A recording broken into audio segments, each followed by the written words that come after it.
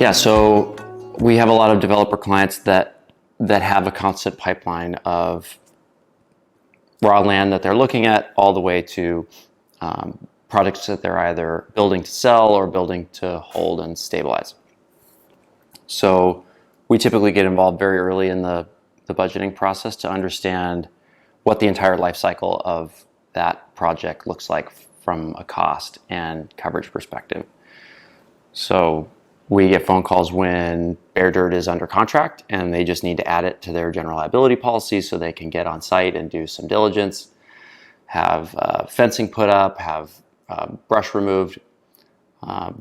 Then once they take possession and start doing entitlement work and soils testing and compaction testing, then we move it onto the GL policy permanently and then budget for whatever that construction project looks like.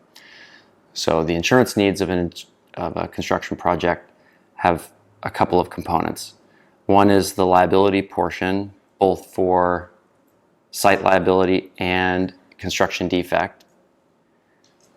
Those are written on either a project-specific or a WRAP basis, and the WRAP encompasses all of the trades that are on that site.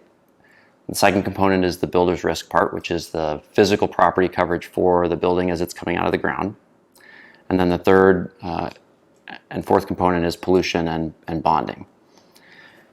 Then once the project is complete, for however long it takes, usually longer than expected, then we will transfer that policy onto a stabilized or permanent insurance program.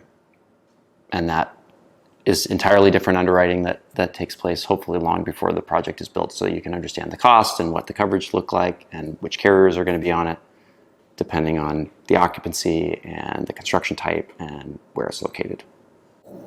Right. So once it transitions to those stabilized policies, a lot of different things come into play.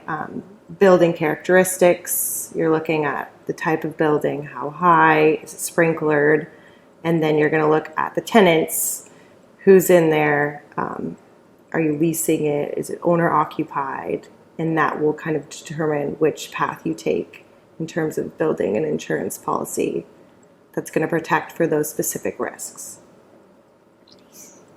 Yeah, and we analyze those building characteristics so that we can build limits around the estimated replacement costs, the rental income, what you would need from a coverage perspective if you were to lose the building, so that you can continue to make mortgage payments on it, service the debt while you rebuild the building.